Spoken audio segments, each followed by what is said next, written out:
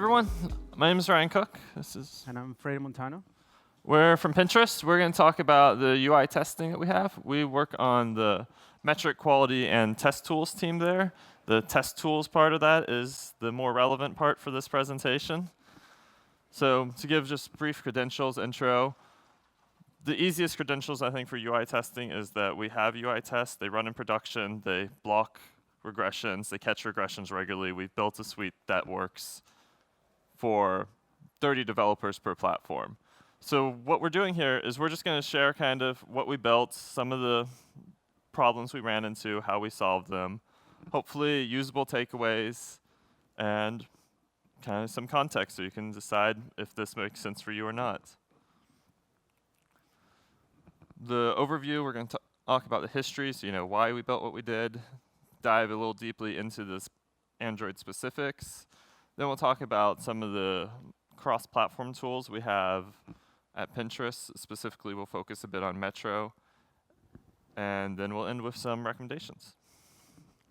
So, start out with history. I said just to start out there were metric quality and test tools, and the test tools was the important part. But we used to be just the metric quality team. For metric quality, this was a team that really cared about making sure any numbers that we reported and that we made decisions based on were accurate. This is something like our active user count in India is accurate, so we know how active that is. And what we found on that team was the client was the primary cause of problems here. Somebody would update something in the app, and that would cause a push notification to log as an active user. It's not a real example, but that kind of problems was where the logging was happening. And because our company was so data-driven and making decisions based on this data, it became really important to get that right. Now, that's actually a really big topic, and I gave a conference talk last year on metric quality, so if you're interested in that, check last year. One step of making the metric quality accurate was having UI tests to prevent people from making these changes to the client. So that's where we got into the UI testing problems. So we said, okay, we want UI tests to test these scenarios of if you get a push notification, make sure it doesn't count as active user. If you open the app, it does. Very simple kind of things. We decided to look at what the existing UI test suite looked like. And it wasn't great. When we start looking at it, the testing suite had a 6-hour runtime. And this is not a parallel 6-hour runtime. So that means if 10 developers commit it around the same time, the last one would get their results 60 hours from when they did the commit. Beyond that, the suite was always red. There were failures. They just were part of life. And the suite's always red. What are you testing? Like, you're just failing, and you're not learning anything from there. And to defend the past team, they were not set up for success, and this is kind of maybe the first lesson. This was a team that was of junior developers kind of focused on UI testing. They didn't have buy-in from the rest of the company. They were just put in their corner and said, make our testing suite work. So they wrote a bunch of tests, but they didn't have the philosophy to fit it in with the rest of the company. So we took that as a jumping off point, I could say. We had priorities of we didn't really care about the 1,000 tests they had written. We wanted to have tests specifically for our metric quality problem. We wanted to see lots of green on the testing. And we needed the suite to work. So really metric quality focused. We needed it to work. We needed no regressions, kind of our team goals against data quality issues found in production. So we needed those to not happen as a team success criteria. And we also had the priority that we needed this done sooner rather than cheaper. This is a nice thing to have, as we could throw money at solving problems when money can be thrown at it. Not sure if everyone has that, but it's good to give context of our decisions. So, bring it over to Android. First problem was the speed. It couldn't run in 6 hours. That was never going to work. So we moved from the current provider we were on over to Firebase Test Lab. Previously, we were on like a mix of an in-house and a provider thing, and we scratched all that. We moved to Firebase Test Lab. This device farm, Google host. Specifically, we use emulators there, and we're using a tool called Flank for sharding. This is, so instead of, say we have 100 tests, instead of running 100 tests on one device, we would actually spin up 100 emulators. And with 100 emulators, those 100 tests finish relatively quickly. There's some nuance there. For example, Flank provides some smart sharding that's neat. Firebase charges per minute, so if you have three 15-second tests, having them run on 3 different devices charges you for 3 minutes, but having them on one device charges you for 1 minute. So we leverage a tool Flank had for that, and that actually reduced our costs by 30% by just enabling a flag. And the neat, surprising thing was it actually made our test run faster as well. Not a huge, like a couple percent faster. We were surprised by that, and when we talked to the Firebase Test Lab, they said that kind of the difference between a 15-second and a minute test is not very much, but really what causes a slow test is if you get a emulator that needs to do a cold start or a reboot or something. So the slowest emulator is normally your long haul, and by combining the test onto a single shard, we reduce the chance of just getting a slow emulator. So we brought down our average that way. So this was a relatively simple solution to get our speed where it needed to be. After that, we started focusing on stability. If you've ever worked with UI test, you've probably heard the word flakiness. That's what UI tests are about. They're known for flakiness, and it's a fact of life of them. So that's, I think, in a lot of ways, the harder problem. But first, we have to actually define how we're measuring flakiness. How are we goaling against flakiness? So what we did was we defined stability as getting a different result while running the same code. What that means is that if you run the exact same test on the exact same code and it passes once and it fails once, that's obviously a problem. That's how we defined and measured our flakiness. I use the word stability and flakiness somewhat interchangeably. Stability is the opposite of flakiness, you could say. When talking to an internal transfer from a web stability team, he asked me kind of how many 9s were we goaling around, because web stability, they go for 99.9% uptime, something like that. I had to tell him we were goaling around 1 9. We're going over 90% stability, we were feeling pretty good about. We're moving that, but when we were first building it, we just needed something that runs most of the time right, and web stability numbers were not what transferred right. Again, because we were building and allowed to focus on the metric quality, we did not bring over this suite of tests. We were able to start from scratch and enforce good practices throughout building the test suites. These things are like common design patterns, just senior people reviewing everything. Lots of small practices to prevent flakiness helped us build the suite from scratch rather than trying to salvage these existing tests. And we do retrying. This is one of those better or worse type scenarios. Our tests, they run 3 times total, so 2 retries, and we'll take if it passes any time, we won't block. That's not the best scenario. This is kind of accepting that we have not fully solved the stability problem, but we wanted something that could reasonably give you signal as fast as possible. And what we found was, giving the retry actually gave us a way to automatically get the stability numbers. If a test retries and passes, that's an unstable test. And it's worth noting that if a test retries 3 times and fails all 3 times, that's a stable test. That test is failing correctly, and it has a different problem you need to solve, but it's not the stability that's the problem. So with the retrying, we realized that a lot of times alerting a random developer to say, hey, your test failed, but this test fails 10% of the time, didn't give them any value. So retrying allowed us to avoid doing that for the most part. So that gave us a suite that was working and passing. But then around this time, we became the metric quality and test tools team. So we kind of expanded our scope from just using test tools and UI testing to protect the metrics to actually owning the infrastructure of UI testing for Pinterest as a whole. In doing that, we decided we needed to really create some overall philosophies to guide and help advise other teams on when should they write a UI test and how should we strategize. So we created 2 core principles on kind of help us think about what we want to accomplish with UI test. The first one was the value of a test is to prevent a regression. That seems pretty obvious, but it's easy to actually miss and write a test that, hey, if this fails, who are you actually going to alert and say, like, what are you trying to prevent here? So kind of thinking very heavily around, if these are not preventing regressions, they are not adding value.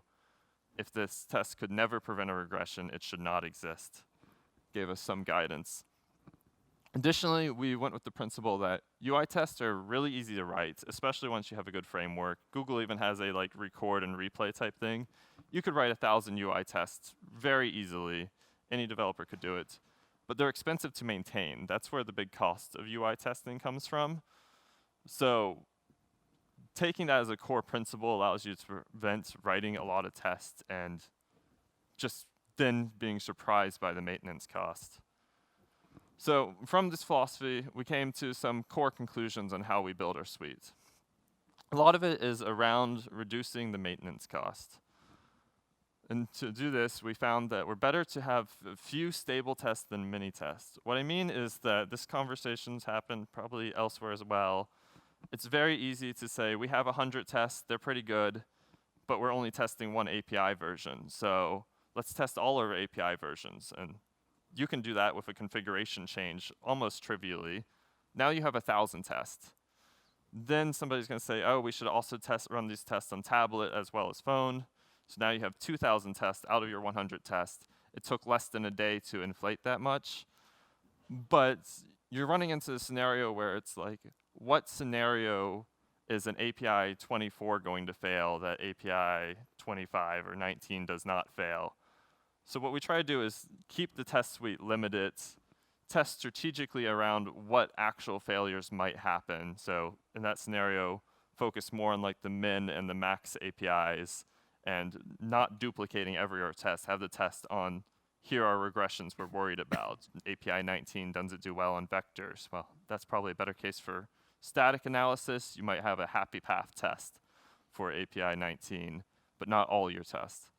And having these few stable tests allows them to really be top priority and prevents any, if you're at 98% stability, which is around where we are, then it prevents having 2,000 tests. Suddenly you're just going to have a bunch fail if you have more tests that don't add any value. And if they're not adding value, you're not going to deal with the failures or care. Running close to commit, it's a common conversation. If you're running them nightly or you're running them on release, the signal you get from a failure is somebody yesterday created an issue. We have around 30 Android developers. So we can say, hey, did anybody change search yesterday? We know a failure happened, but that's just going to give you so much maintenance cost on every single failure. Running it per commit, you can tell it was exactly this person, and it saves the investigation time a whole lot. And this goes back to prevent regressions. Fail on what can be solved, but specifically what the client engineer can solve. So we're testing it per client change. What could happen is, say you wrote a test for autocomplete that's provided by a server, and it's saying that the autocomplete needs to have this result. Then an API engineer changes that for some reason. The autocomplete updates.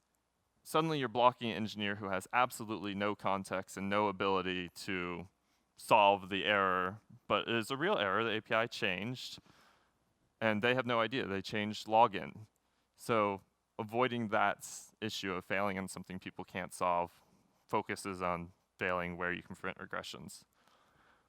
There's also a common conversation about tiering tests. There's the ideas of we get it, these tests are for publicly reported numbers, they're super important, they're P0. These other flows we don't think are that important, so maybe we'll just run these tests nightly or something like that. What we found with that is, for all the reasons that we want to run tests per commit and stable, having the second tier of tests just means either they're going to cost more to maintain because suddenly it's something you care less about that you know failed on release, or that people are eventually going to ignore them. So we encourage you to run all your tests at the same level of importance.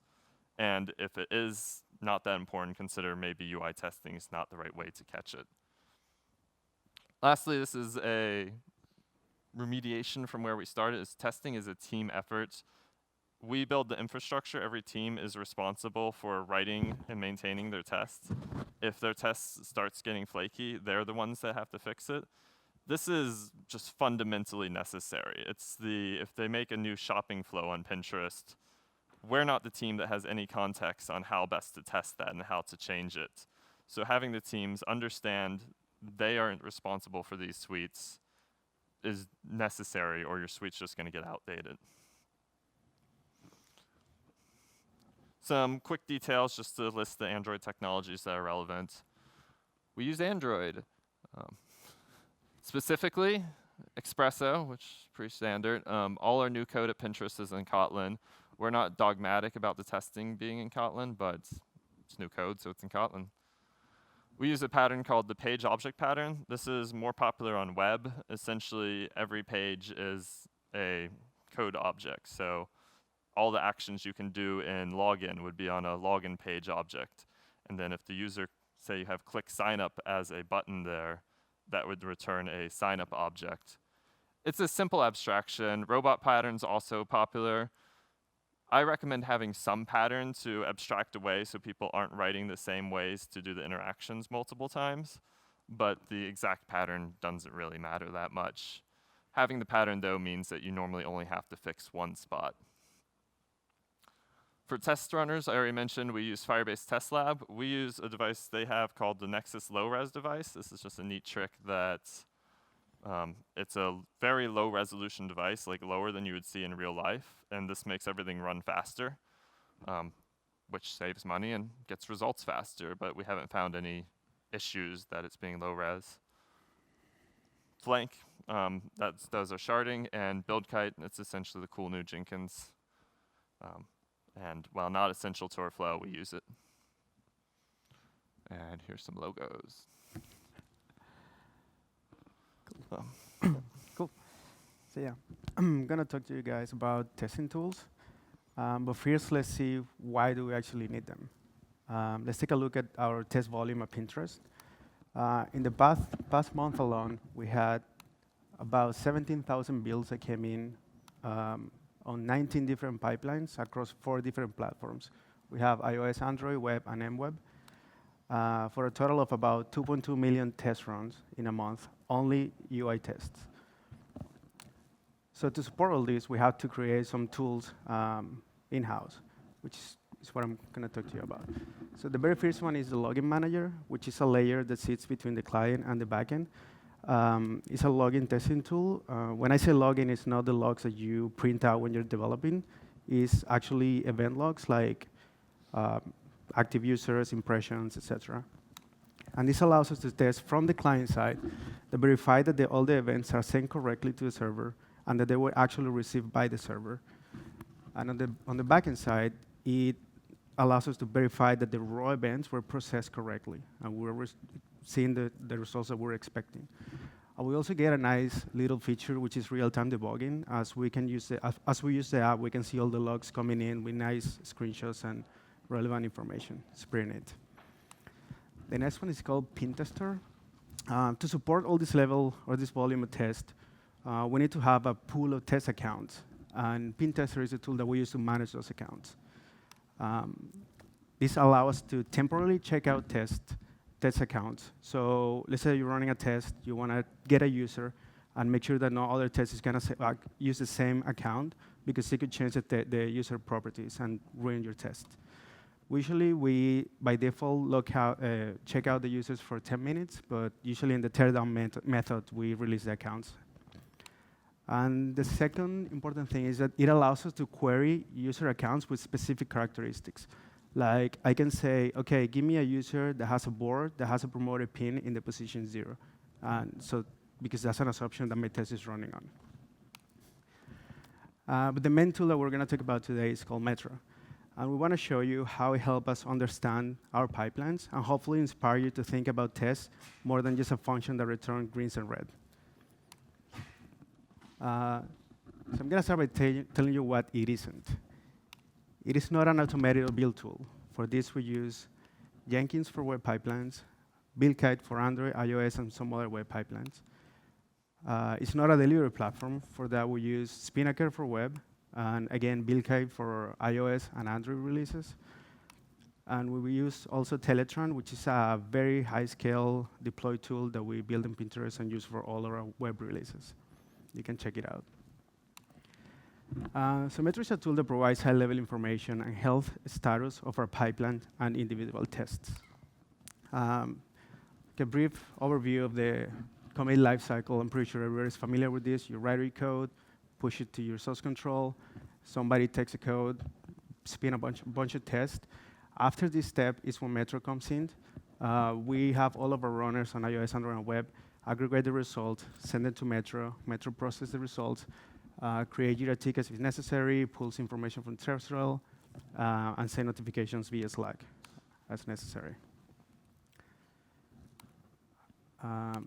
So it provides us an overall pipeline picture. We can see how every one of our pipelines are doing, a status for individual tests, and high-level information. We can, for example, have tags to group tests logically or allow us to add metadata like test ownership at a test level.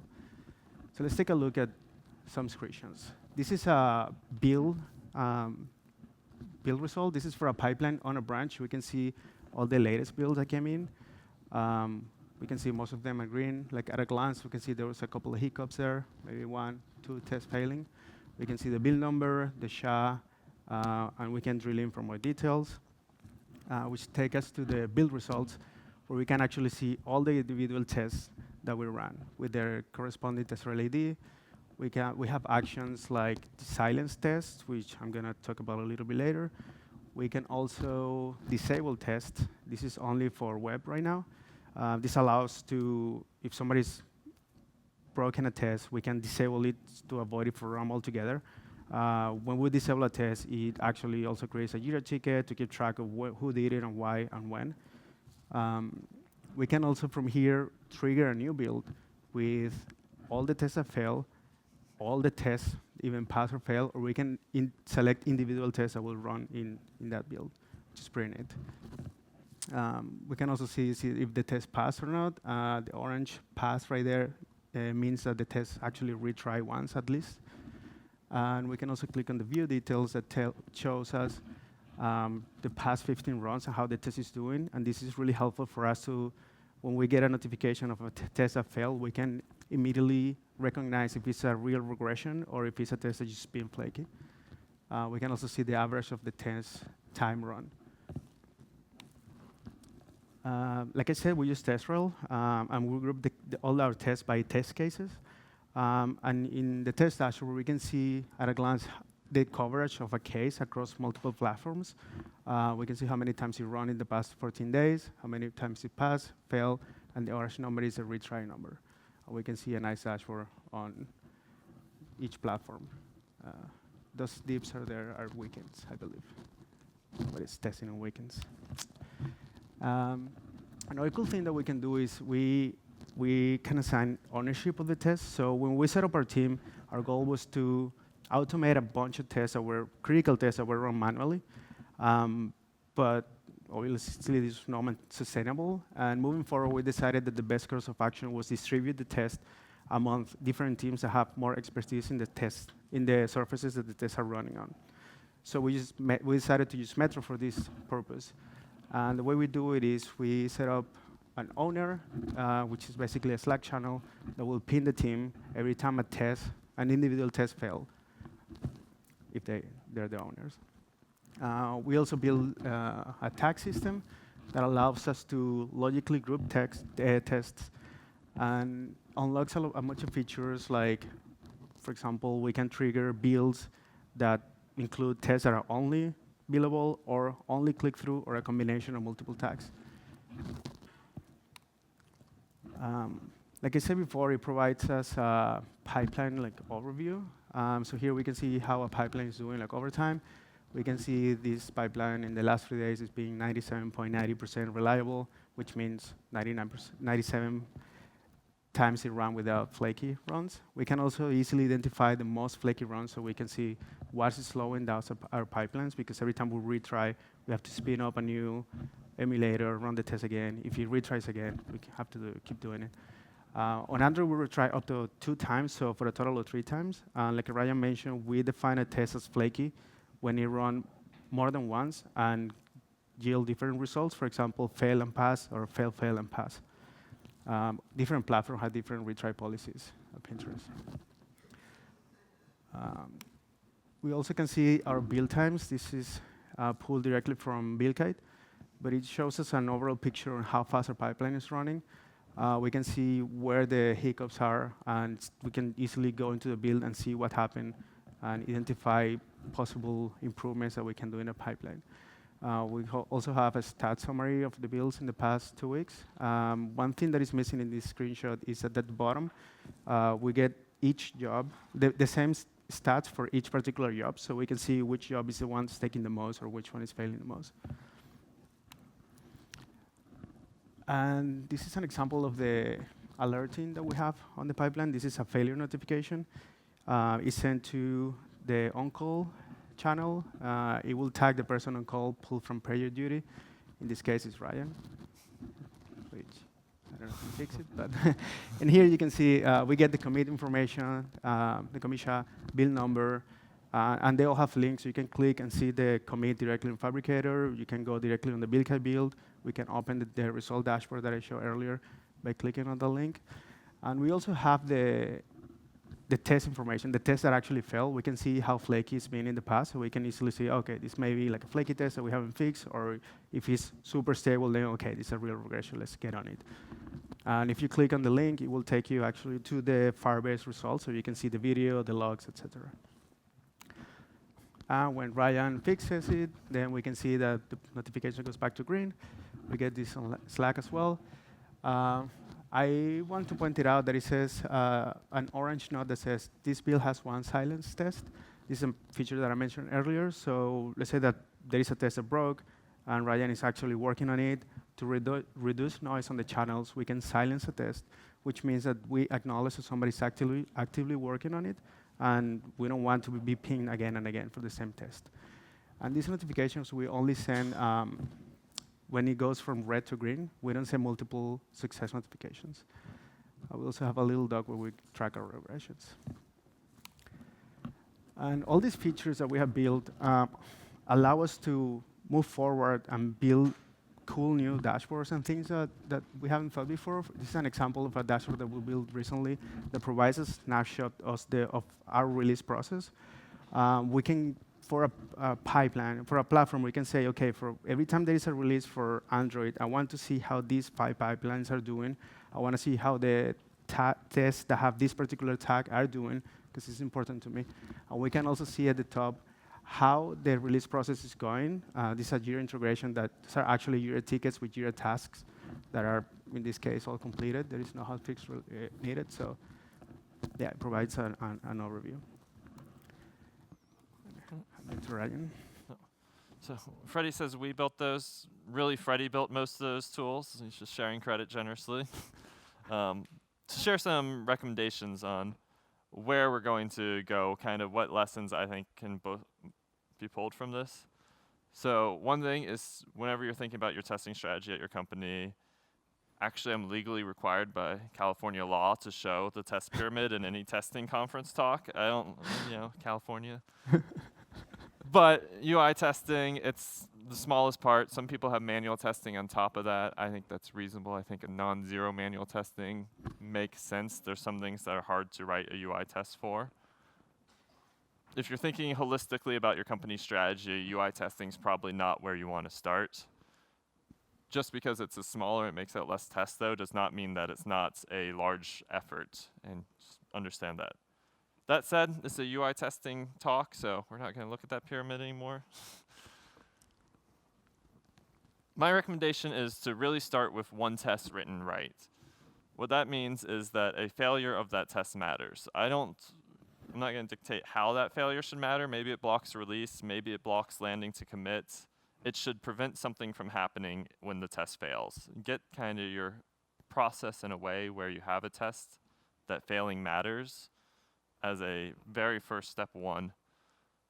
Running your test as close to commit as possible is just better. There's a huge cost to this, especially depending on how many commits you have. Ideally, it should block people from merging into master. At Pinterest right now, it's actually running slightly after commit. I will speak slightly more to that later. Tests need to be built and maintained by owners. I've never seen the strategy otherwise work. The team that actually cares about what's being tested needs to know what the test is, what it does, and what value it provides. Having someone else just build in and say, yeah, your stuff is tested, doesn't really scale. Having clear definitions, so we're in San Francisco, average retention's less than 2 years here. Somebody who wrote a test, then 2 years later, somebody else on that same team is going to be asking, what was the intention of this test?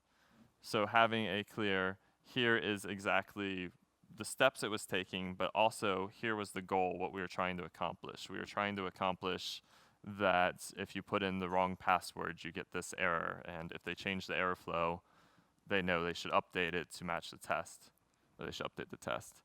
We use a third-party service for that, TestRail, although we're probably going to bring that all into Metro relatively soon. Beyond that, expand your test suite slowly. Like I said, more tests is not better. Add high-value tests. One of the easiest case to add a test is you had a regression.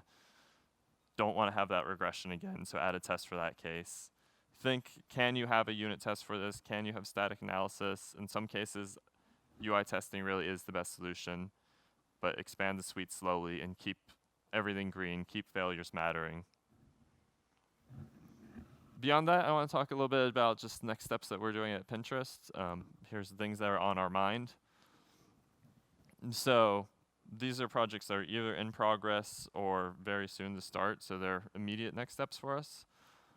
Freddy mentioned that we have the pen tester tool, which we've used to kind of avoid having to mock out the network. It allows us to get users with very specific states. But network mocking is one of the first steps you do to make your test more stable. It's not an easy step. Airbnb actually just released a blog about how keeping the mocks up to date was preventing them such a challenge. They said UI testing might not be the right way.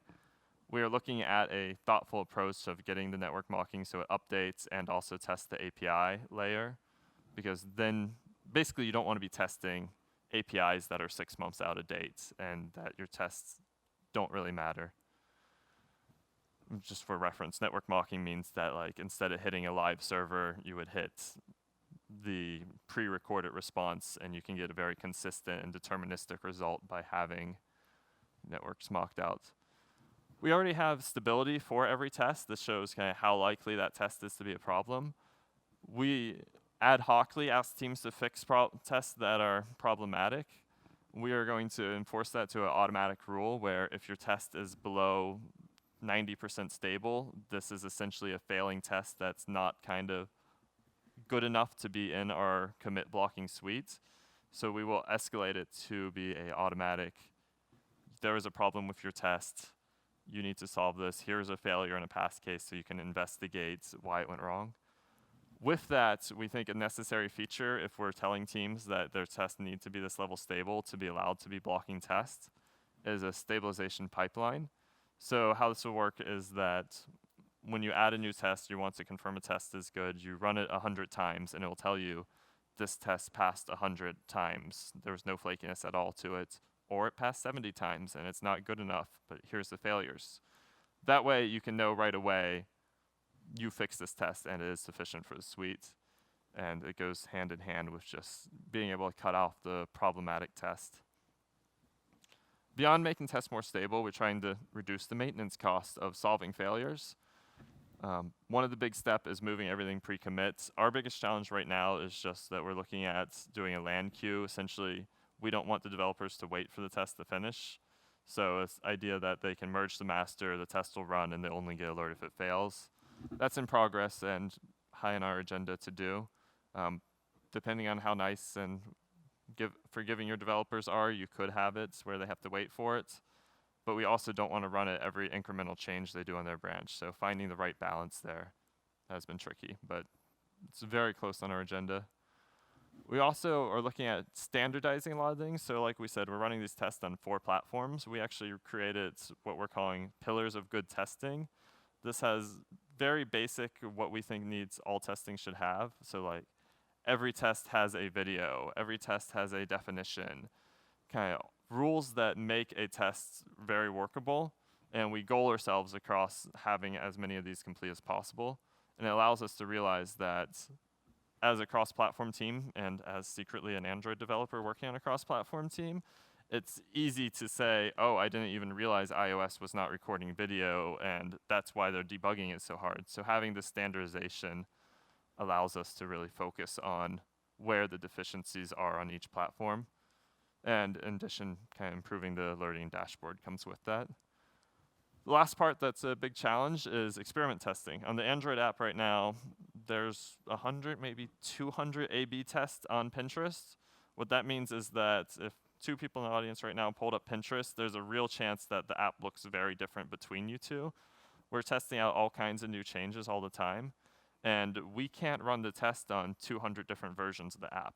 I know we were talking about spending money to solve problems, but we can't 200x our budget. So our temporary solution to this is we create something called the default pinner experience. What this does is anything that's shipped above 50% is what we test on. There's a lot of things that this is probably going to ship, but they want to get a bit more data on it. And if it's below 50%, we run in a control group. This keeps the testing in a consistent state. What we're going to additionally move on with this is that when people first start out an experiment, we will kick off a build with all of their groups. This build does not have to be passing, at least this is our design for it, because if you're running 2 completely different UIs, it's really hard to write tests that pass in both of those. But it will alert them to say, there might be a metric problem on your B group, there might be a performance problem. And what we found is that now, because we're waiting for them to ship, the worst case scenario has happened before where they thought that they improved a metric, and then when they shipped it to 50%, the test said, no, that was a misleading result. So getting that so they know right before they ramp is high on our priority. That's all we got for you. My name is Ryan Cooke. Freddy? If you want to ever talk about testing, we frequently host other teams at Pinterest, so feel free to email me in chat. Love to have lunch. I also organize a meetup, the Automated Testing in San Francisco meetup, and I technically have a Twitter account. About every year I post about droidCon on it, so that's the activity we get. Does anyone have any questions?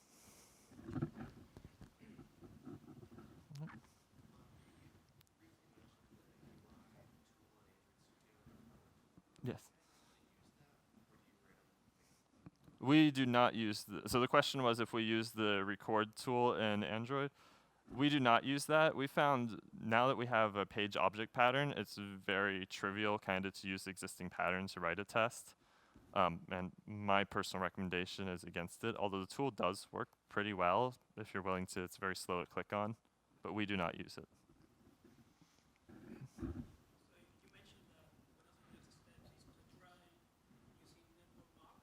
Mm-hmm.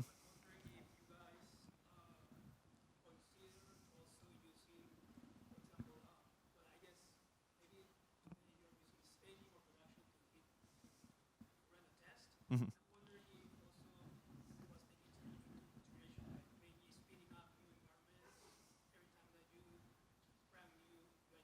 Mm-hmm.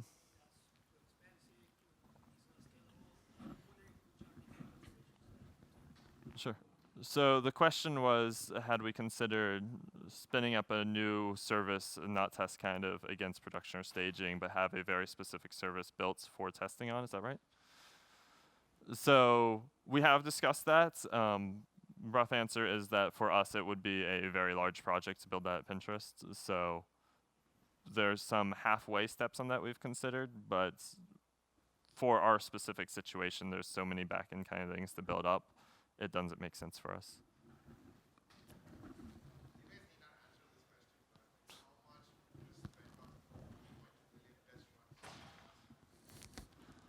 I don't know if we're allowed to answer that one. Yeah. It's actually somewhat hard to quantify too because our expenses are kind of all over the place. We didn't emphasize it because we're just talking about Android, but each test has a layer of the so Android's Firebase Test Lab, is different than how we test on iOS, which is different than we have on web. So the major cost center for each place is different. But more than an engineer, I would say, is a way to give you a sense of it.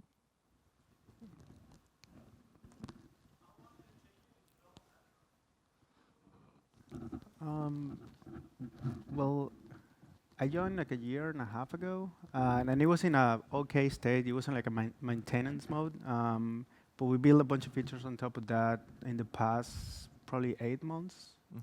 One engineer, like probably one engineer for most of it, and half an engineer for a couple of months. Yeah. Maybe. That's fair. And the question was how long it took us to build Metro. It's worth noting on several of these shared tools, they were half kind of adopted because we were looking at what tooling already existed. So for example, our logging checker was a tool that was already being used for people to live debug metrics. So a lot of decisions were based on tools we already had, which I don't recommend you starting from scratch if you don't have those tools. Hello, Bruce.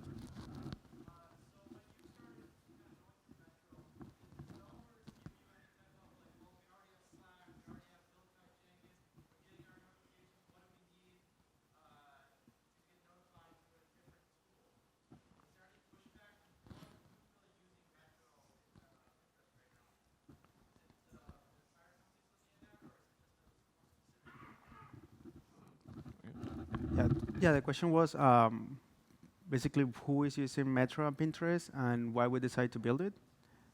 Got it? Yeah. So it's true that you can, like, if you go to Build Guide, you can see, for example, all the results and you can dig in, but Metro gives us a better view on how the pipelines are doing and how the tests are doing. It also allows us, for example, the tagging of the test is a big deal that unlock a lot of features that we want to build in the future, and we don't see how we can build that using other tools. And for us, engineers use it on my team on a daily basis to debug and troubleshoot any issues. And when we started distributing the tests across different teams, we got more adoption of engineers actually going in because they get the alerts and they go to the dashboard and they can see easily the results. On top of that, we have our QE engineers also going into Metro. Our product quality specialists also log into Metro. Our deploy operators also log into Metro to see the results because we have our web pipelines are blocking. If there is anything that fails on a web deploy, there is an incident, we stop and we immediately analyze why the test failed. So everybody goes into Metro and see, because it's the easiest way to see what failed and why, and how it did in the past. And also enable us to disable tests and all this stuff. So I would say like, we have a pretty good use case that is easier. It was easier for us to build it on Metro than actually try to put other pieces together. If I recall, last time we looked it up, we saw something about 200 logins in a month. Is that right? From Distinction? That was a couple of months ago. We have a little more now. So 200-ish people use it to different degrees. It's also worth noting that just the database aspect of kind of having this history of tests really unlocks things that allow us to operate as a real team, I'd say. Things like goaling around stability, goaling around speed. Having the historical data allows us to show that the team is improving or figure out where we're not improving.